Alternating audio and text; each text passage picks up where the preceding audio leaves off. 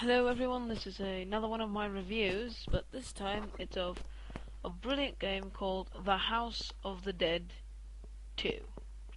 As you all know, The House of the Dead is a video game. This is about the second one made by Sega, which is also an arcade. This is the computer game version. So like all my other reviews, I'm going to talk about gameplay first. Not gameplay, storyline.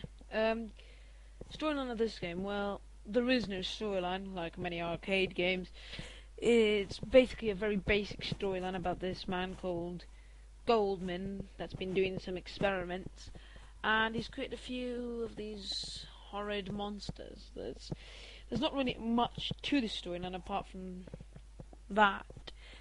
You face countless zombies on the way, finding survivors that give you health packs and other things. The storyline does go through. At the end of each chapter, you've got like this segment of Goldman, and he'll say some stuff, and then you move on in the mission. The storyline is completely basic. It's something that someone could write in like an hour, but it's an arcade game, so it's not going to have a lot of storyline. And to be honest, if you get to complete this game in an arcade machine, well done for you, because this is a really hard machine, so you would never be able to complete the storyline. That's why everyone was like, oh, okay. They don't really play an arcade game for the storyline. You just play it because it's got a gun and it makes you feel good. But yeah. So that's the storyline of the game, and I think pretty much since it's an arcade game, it's not going to get much, but I give it a 2 out of 10 for a basic attempt at a storyline. It's incredibly basic. It's like there's no even need for a storyline. This game has such a basic storyline that all it needs to do is, oh, by the way, there's a bunch of zombies in this town, go kill them. That's really what the storyline should have been, if any. But it's got a basic storyline, so we give it 2 out of 10. Moving on, we now have going to gameplay now.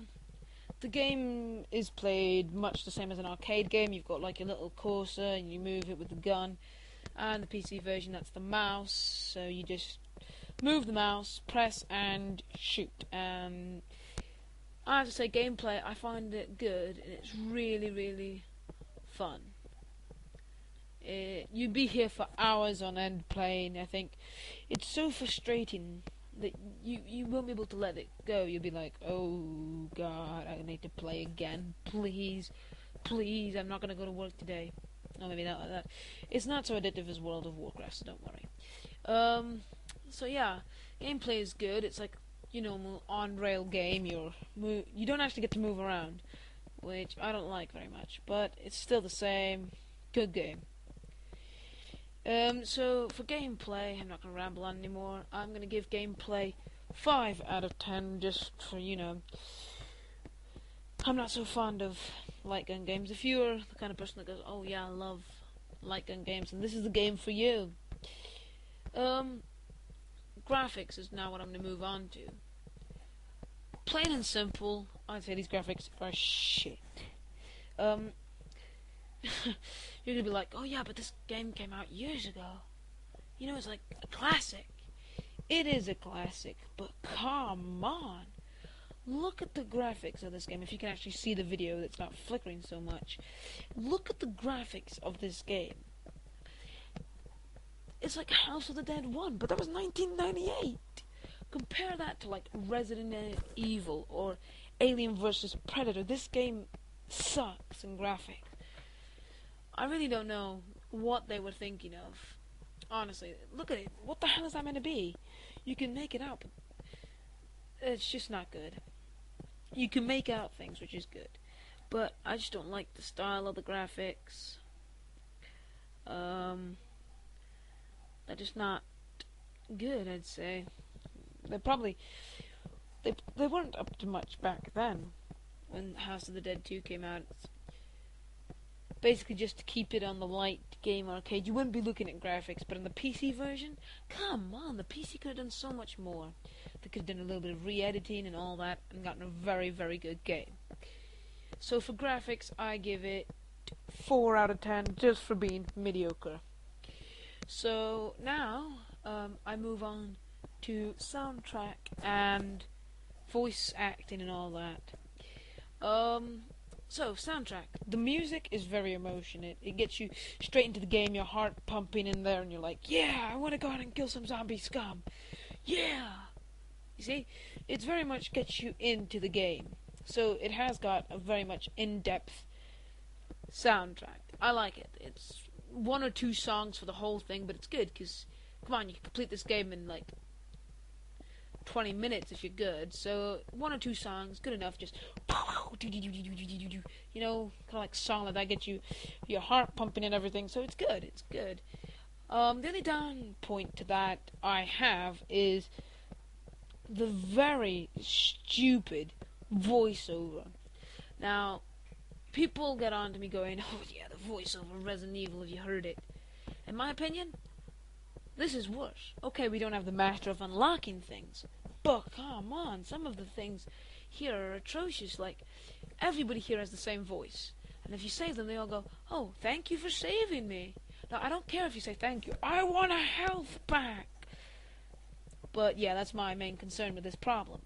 They're also really stupid. Like, you'll go, "Damn it, they killed him. I will get my revenge on you, Gold Bloom or Blum or whatever it is." I got it right before. But yeah, it really is just atrocious. I'd put the word atrocious there. Yep. Voice acting. I don't know. Was this like? It honestly reminds me of a B movie voice acting. It's just terrible. The voice acting is atrocious.